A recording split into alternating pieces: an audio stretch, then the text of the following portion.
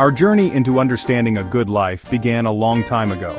In 1938, researchers at Harvard embarked on a very ambitious project. They wanted to know what truly makes people flourish. This wasn't just a quick survey, it was the start of the Harvard study of adult development. We have now been following people for over 85 years. This makes it one of the longest studies of adult life ever done. We have watched entire lives unfold. We have learned so much from these lives. The study started with two very different groups of young men. One group was made up of sophomores from Harvard College. These were bright young men, often from privileged backgrounds. We call this the Grant study. The second group was boys from Boston's poorest neighborhoods. These were often from troubled families, living in difficult circumstances. This is known as the Gluck study. Bringing these two diverse groups together gave us a wide view of life. It helped us see what factors mattered across different experiences. How did we follow these individuals for so long? We used many methods. We interviewed them regularly in their homes. We asked them about their work, their families, and their health. We collected their medical records from their doctors. We even drew their blood and scanned their brains. Their wives, and now their children, have also participated. The initial participants came from vastly different worlds. The Harvard men often had paths laid out for them. They expected to go to college and pursue professional careers. The inner-city boys faced many more obstacles. Their futures were much less certain. This contrast was intentional. It allowed us to see if the keys to a good life were the same for everyone, or if background and circumstance played the biggest role. We found that some truths about well-being hold steady, regardless of where you start in life. Among the Harvard cohort were individuals who later became well-known. For instance, President John F. Kennedy was one of the original participants. Knowing that people who achieved great things and faced immense pressures were part of this study adds another layer. It reminds us that everyone, no matter their station, navigates the same fundamental human challenges. Their stories contribute to our broader understanding of life's journey and its complexities. The study meticulously documented a wide spectrum of human experiences. We saw men build careers and families. We saw them experience great joy and profound loss. Some achieved worldly success, others struggled with mental health or addiction. We tracked their physical health, their relationships, their satisfaction with life. We learned about their hopes, their fears, their regrets. For decades, we collected vast amounts of data. We looked at physical health. We examined careers and financial success. We studied lifestyles. We thought factors like low cholesterol or a good exercise routine would be the strongest predictors of a long, healthy life. Those things are important, of course, but something else emerged as even more powerful. The most surprising finding from our 85-year study is this: good relationships keep us happier and healthier. They are key to a long life. This discovery was quite unexpected for the early researchers. They were meticulously tracking things like diet, physical activity, and income. While these aspects of life certainly play a role, they were not the most significant. The quality of people's relationships had a more profound impact on their well-being as they aged. It was a consistent finding across both the Harvard men and the inner-city group. This told us something fundamental about human needs. We now talk about social fitness. This concept is similar to physical fitness. It suggests that our social lives need regular attention and effort. So, why are good relationships so vital for a long life? It is not just about having people around, it is about the quality of those connections. Feeling genuinely connected, supported, and cared for makes a huge difference. These warm relationships seem to act as a buffer against life's stresses. They provide a sense of security and belonging. This feeling of connection is deeply important for our overall well-being. It is a fundamental human need like food or shelter. The study also highlighted the detrimental effects of loneliness. We found that loneliness can be toxic. It can be as harmful to health as smoking or obesity. People who reported feeling lonely experienced more health problems. They also tended to live shorter lives. This was true even if they were not physically isolated. Feeling disconnected even when surrounded by others can take a toll.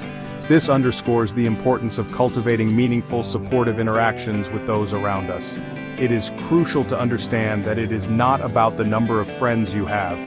You do not need to be a social butterfly. Good relationships do more than just make us feel happy. They also have a profound impact on our mental health, especially as we age.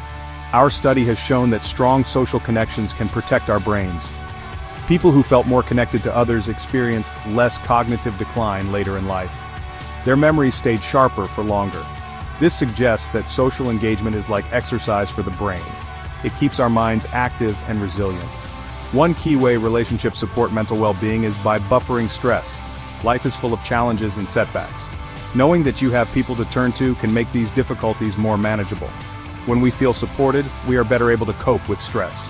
This reduces the chronic wear and tear that stress can inflict on our brains and our bodies.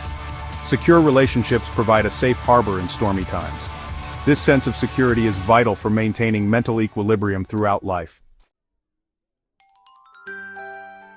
The benefits of strong social connections extend deeply into our physical health. It is not merely a matter of feeling good emotionally. Our bodies respond directly to the quality of our relationships. The mind-body connection is incredibly powerful. When our social lives are fulfilling, our physical health often reflects that. Conversely, when we are lonely or in stressful relationships, our bodies can suffer. This link is a critical piece of the longevity puzzle. Our study has shown that loneliness and poor quality relationships can negatively affect physical health. For example, individuals who reported more conflict in their marriages or felt more isolated often experienced more physical pain. They were also more likely to suffer from chronic illnesses. Chronic stress from difficult relationships can lead to increased inflammation throughout the body. It can also weaken the immune system, making us more vulnerable to illness. The body truly keeps score of our relational well-being. On the other hand, strong supportive relationships can act like a health tonic. The good news from our research is that it is never too late to improve your social connections. You can take active steps to build and strengthen your relationships at any age. Small changes in how you interact with others can make a big difference over time. Think of it as investing in your future health and happiness. The effort you put into your social life is one of the best investments you can make. It is a continuous process, not a one-time fix. So, what are some practical things you can do? Start by reaching out. Call an old friend you haven't spoken to in a while. Send an email or a text. Consider joining a club, a class, or a volunteer group that interests you. This is a great way to meet people who share your passions. Make an effort to replace screen time with face-to-face people time. Even brief positive interactions can boost your mood and sense of connection. Focus on quality over quantity in your interactions. Another vital skill is learning to be truly present for others. This means practicing active listening and showing genuine empathy. Put away your phone when someone is talking to you. Over the many decades of the Harvard study, we have witnessed countless life stories. We saw individuals who actively nurtured their relationships. They made time for family and friends, even when life was busy. They worked through disagreements and offered support in tough times. These participants often reported greater happiness and lived longer, healthier lives. Their stories provide powerful examples of how intentional effort in relationships can lead to profound rewards. They showed us that connection is a choice we can make every day. Conversely, we also observed participants who prioritized other things over their connections. Some focused intensely on career achievement or accumulating wealth. While they might have found success in those areas, they sometimes found themselves lonely later in life. They expressed regrets about not investing more in their relationships with loved ones. These stories serve as a poignant reminder. Material success alone does not guarantee a happy or fulfilling life. Human connection is an irreplaceable ingredient. Relationships are not static, they evolve throughout our lives. After more than 85 years of continuous study, the clearest message we have is this: good relationships are the foundation of a good life.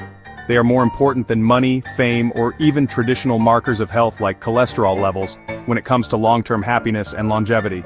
This is not just an opinion. It is the most consistent finding from one of the most extensive research projects ever conducted on human adult development. The evidence is strong and compelling. I encourage you to take a moment for self-reflection. Think about your own social connections. Are you actively nurturing them? Are there relationships you wish were stronger or warmer? Where could you invest a little more time and energy? It might be reconnecting with an old friend. It could be spending more quality time with your family. Or perhaps it is about being more open and present in your daily interactions. Small, consistent efforts can yield significant benefits.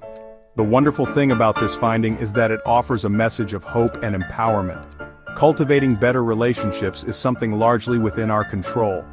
It does not require special equipment or vast sums of money.